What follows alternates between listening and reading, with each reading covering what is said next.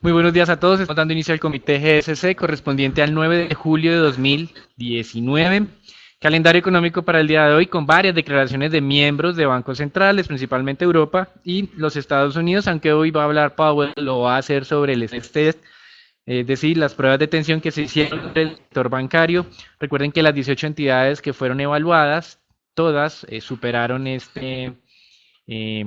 evaluación de tensión o de escenarios extremos y el mercado está pues más pendiente de los planes de pagos de dividendos, recompras de acciones, que es la manera como estas entidades financieras le entregan eh, liquidez o rentabilidad a los inversionistas. Es una parte de esa rentabilidad.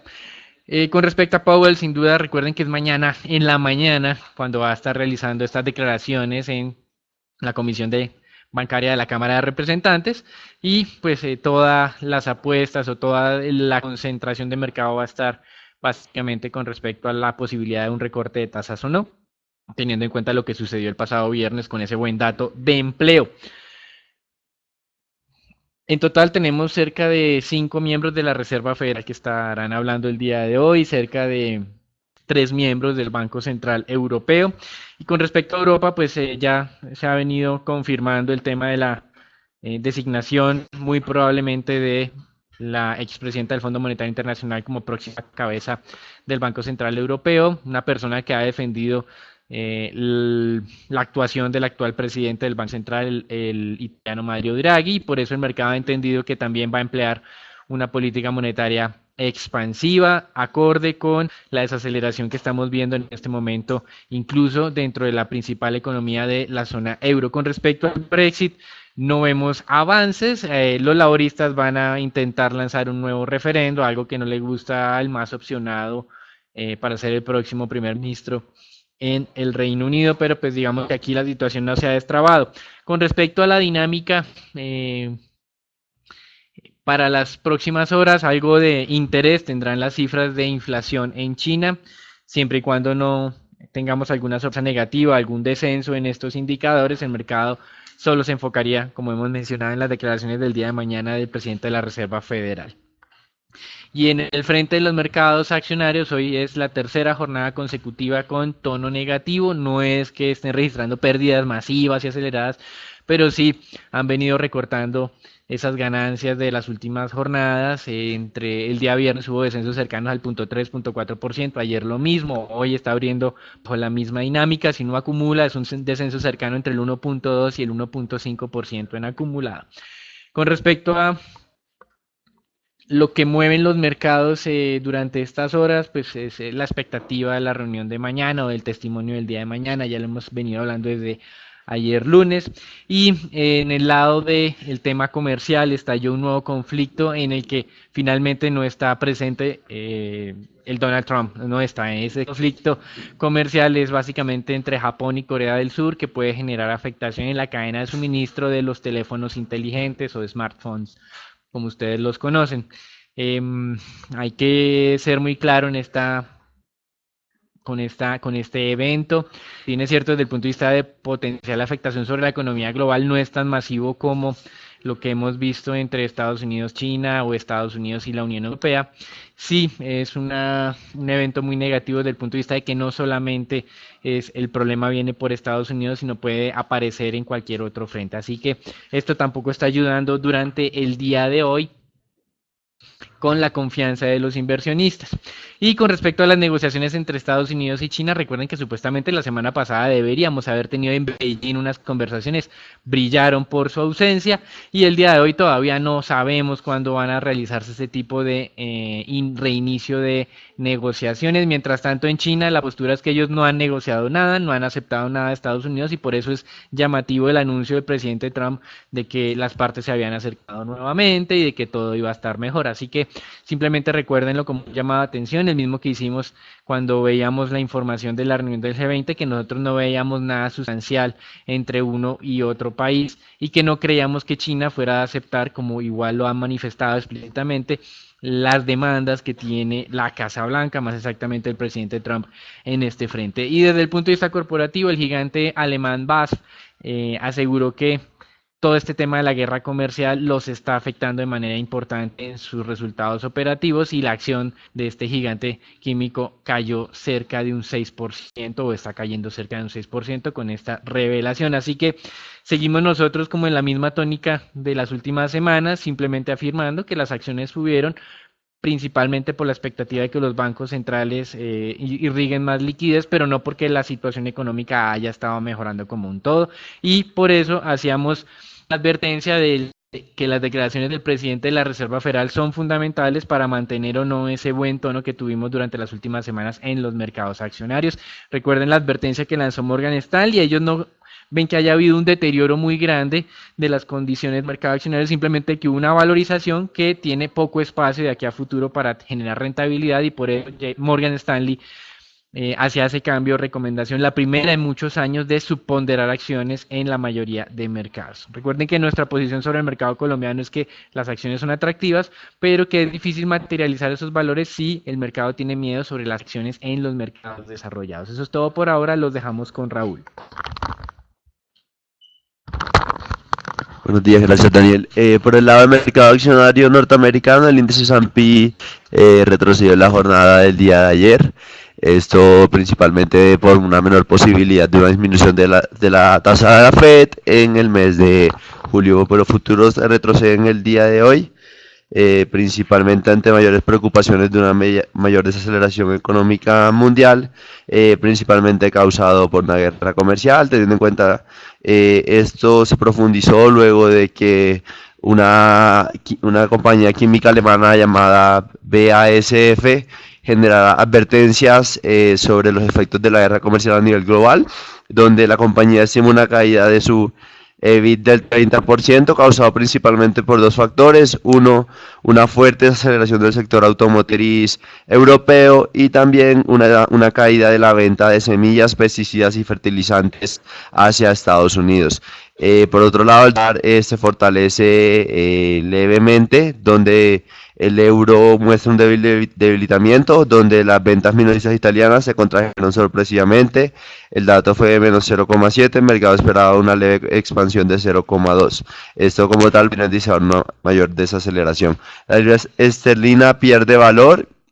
Cabe recordar que Trump arremetió de nuevo en contra de May, el embajador británico, donde consideran que su gobierno es incompetente, y por otra parte el mercado se mantiene como tal a la espera de las declaraciones Powell, las cuales Daniel mencionó.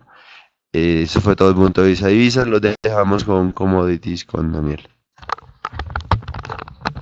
Entonces ya vimos que el primer mercado del accionario está perdiendo algo, el dólar se está fortaleciendo, pero en el de commodities el petróleo no desciende. Continuamos con las tensiones geopolíticas. Irán advirtiendo que enriquecerá uranio hasta al menos su meta, o bueno, su nivel previo al acuerdo de no proliferación nuclear del 2015 con nivel de enriquecimiento del 20%. No entendemos obviamente todos estos elementos o detalles técnicos, pero cuando estaban cumpliendo el pacto ellos tenían uranio enriquecido al 3.67%, posteriormente hablaron de enriquecer hasta un 5%, la siguiente meta es del 20%, y ellos van dando plazos a los países europeos para que compensen las sanciones que han venido recibiendo por parte de Estados Unidos, sanciones que no han sido compensadas hasta el momento. Recuerden lo que mencionábamos, que las exportaciones iraníes de crudo habían caído de manera sustancial hasta solo los 300.000 barriles, cuando en algún momento previo al reinicio de sanciones de Estados Unidos ese nivel de exportaciones estaba entre los 1.5 y 2 millones de barriles. Así que obviamente con base en las cifras Irán tiene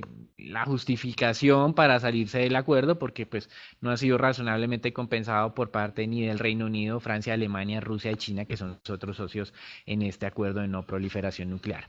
Y lo que temen Estados Unidos y sobre todo Israel, recuerden que Irán habla que no está de acuerdo con la existencia de este Estado israelí como tal con territorio, es que puedan desarrollar una bomba atómica, para lo cual necesita un nivel de enriquecimiento del 90%, pero dicen que una vez superado ese nivel o esa marca del 20%, pues que sería simplemente cuestión de tiempo para que lo puedan desarrollar. Así que este tema de tensiones hay que continuarle haciendo seguimiento. Hace algunos años Netanyahu, primer ministro israelí, que mantuvo el liderazgo del gobierno hace poco, aunque con una, digamos, no tanta abrumadora mayoría, Hace cerca de 3 años él hablaba de ataques preventivos en contra de Irán. Ojalá esto no suceda porque pues los mercados pueden de corto plazo sufrir importantes remesones ante la incertidumbre que genera este tipo de acciones. Así que interesante continuar viendo cómo el precio del petróleo se ha mantenido alrededor de los $58, en este caso 57,75 para el caso del WTI. Recuerden nuestra expectativa alrededor del 60, no estamos muy lejos, estamos alrededor de ese nivel. Obviamente en este momento la razón por la cual hemos presentado valorización en el mercado petrolero es por temas de tensiones, básicamente, no tanto por el juego de oferta y de demanda. Y con respecto a la producción petrolera de América Latina, Fitch considera, pues, y esto no es ningún tipo de sorpresa, que Venezuela continuará reduciendo sus niveles de producción y que México también. Recuerden que hace algunas semanas el presidente de México afirma que ya habían logrado estabilizar la producción en niveles cercanos a los 1.6 millones de barriles día. Veremos si esto se confirma en los próximos meses, pero para el concepto de Fitch, México y Venezuela reducirán producción, lo cual va a ser compensado por Brasil y de alguna manera América Latina va a mantener sus niveles de aporte de crudo a los mercados internacionales. Con respecto al mercado de renta fija, hoy sí no hay grandes movimientos. Ayer teníamos tasas del 2,05% para los tesoros a 10 años, hoy estamos al 2,049, es decir, 2,05, y muy probablemente no tengamos eventos relevantes a menos de que tengamos una situación proveniente del lado geopolítico para alterar esto, hasta las declaraciones del presidente de la Reserva Federal del día de mañana, no las de hoy. Recuerden que hoy es temas de estrés test, mañana sí tenemos la intervención en la Cámara con respecto pues a lo que sería la política monetaria de la Reserva Federal o lo que están viendo ellos con respecto a la economía como un todo. Mientras tanto, hoy interesante ver en esa colocación de tesoros a 3 años, que han sido los que más han perdido en los últimos 2 días y medio, luego de conocerse la cifra de empleo, ver si el mercado continúa generando presiones alcistas en las tasas. Recuerden que la curva de Estados Unidos, la curva de rendimientos, no está totalmente plana, tiene una forma muy atípica, con niveles cercanos o similares en la parte corta y parte larga, y con la parte media por debajo, sobre todo la parte inicial de la parte media, que es la franja de 2 a 5 años, por debajo de esas tasas de corto y de largo plazo. Es como si tuviera un hueco esa curva de rendimientos, y ahí lo que me está mostrando el mercado es que cree que en el próximo año o los próximos meses la Reserva Federal reducirá su tasa de interés y por eso tiene esa forma un poco atípica. Así que hoy ver cómo el mercado continúa gestionando esta sorpresa del día viernes en la colocación de tesoros a 3 años, que es precisamente la parte más baja de la curva de rendimientos, y de ahí en adelante pues prepararse para lo que serían las declaraciones del presidente de la Reserva Federal. Eso es todo por el día de hoy. Recuerden, retroceso leve en mercados accionarios, fortalecimiento del dólar, no mucho, pero sí se está fortaleciendo, fortaleza o estabilidad del precio del petróleo por tensiones geopolíticas y ausencia de movimientos prácticamente en el mercado de renta fija, pues ante la expectativa ya del día de mañana de las declaraciones del presidente de la Reserva Federal. Los dejamos con Edwin y con Raúl para el Informe Colombia. Buenos días. De acuerdo con el ministro de Hacienda, en 2019 se espera que el déficit en cuenta corriente se mantenga elevado debido a un mayor dinamismo de las importaciones de bienes intermedios y de capital, que es lo que ha sucedido en los últimos meses. Sin embargo, una corrección del balance del gobierno por la consolidación de la sostenibilidad fiscal reduciría este déficit, ya que se reducen también las necesidades de financiamiento externo de la economía. Asimismo, recalcó que espera que la depreciación del peso colombiano también ayude a que las exportaciones se mantengan competitivas con respecto al mundo y así ayudar también a la reducción de este déficit. Por otro lado, también comentó que el programa de reservas internacionales es bueno para el país, ya que ante cualquier eventualidad se tendría la liquidez necesaria para enfrentarla, como una posible salida masiva de capitales. Recordemos que pues los extranjeros, por ejemplo, tienen alrededor del 25% de TES en el país, por lo que no estamos exentos de que esto suceda, y estas reservas pues disminuyen este riesgo.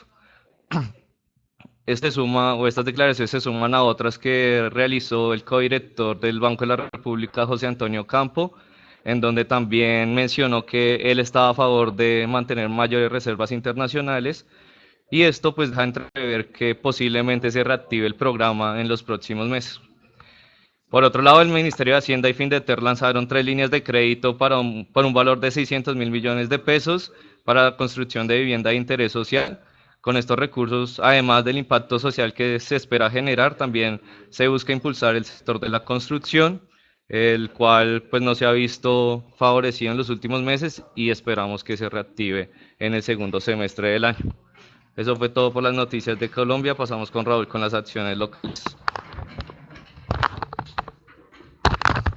Gracias, Edwin. El Colcap el día de hoy ganó, en la jornada llega ganó un poco de valor, levemente acompañado de una recuperación por parte de volúmenes. Se negociaron 99.000 millones de pesos, donde la acción más negociada fue Preferencial Bancolombia, sigue siendo la más negociada en las últimas jornadas con 12.000 millones. El día de hoy esperamos que el Colcap muestre como tal un leve descanso con diferentes jornadas ganando valor en línea con los mercados de renta variable en el mundo. Por el lado del Grupo Energía Bogotá, la presidenta de la compañía Astrid Álvarez manifestó que muy probablemente el próximo año se haría una emisión de acciones de la compañía, donde también planean hacer que sea un double listing, es decir, que también se listen o se puedan operar con interés hacia el mercado peruano, teniendo en cuenta la reciente adquisición por parte de Dunas de Energía. Como tal, la compañía no revela de cuánto sería la emisión, aunque como tal enfatiza que hay un mecanismo y una voluntad por parte de la compañía para que se siga abriendo el mercado de capitales, principalmente a la bolsa de Perú. Por otra parte, la compañía también se manifestó que no descartan seguir expandiéndose en activos en el mercado peruano y que esperan que se llegue como tal a un buen acuerdo por el lado del lado del lector Dunas. Desde el punto de vista técnico tenemos la acción de mineros, la cual la especie registra máximos en alrededor de uno de los últimos años, en alrededor de unos 5 años, es decir, no toca niveles no registrados desde el 2015-2014. Esto principalmente porque se ha visto favorecido una recuperación por parte del oro, el cual se encuentra en máximos, teniendo en cuenta un entorno de mayor aversión riesgo en el mundo, y por otra parte también teniendo en cuenta la posible entrada de la especie en el Colcap, siempre y cuando se lleve a cabo la OPA por parte de GPA por Grupo Éxito. Sin embargo, consideramos que esto no se llevaría como tal en el corto plazo y que la especie tendría que esperar hasta el mes de octubre para poder entrar al Colcap. Cabe recordar que en el rebalanceo de este mes no se da entrada ni salida de especies, sino hasta el mes de octubre. Por otro lado, eso cabe recordar que eso significaría flujos de compra interesantes sobre la especie, los cuales consideramos que estarían descontados previamente una parte por el mercado. Por el lado también tenemos la acción de Davivienda, la cual se mantiene a tan solo 100 pesos de un nuevo máximo histórico. Cabe recordar que al momento de observar que hace una ruptura de un nuevo máximo, la especie se ha valorizado en promedio un 6% adicional, es decir, la vivienda cerca de los 44.000 pesos. Consideramos que en caso que se dé este comportamiento, empezar a tomar utilidad cerca de los 43.000 pesos puede ser óptimo sobre la especie. Cabe recordar que el principal agente son extranjeros que están comprando la vivienda. También consideramos que este comportamiento se ha soportado por un buen comportamiento del sector financiero local, una mayor recuperación de la cartera comercial principalmente y una mejor dinámica del crecimiento de la cartera total. Y como tal mantenemos nuestra especie positiva por el lado de resultados sobre la vivienda. Este fue todo el punto de vista accionario y los dejamos con dólar con Edwin.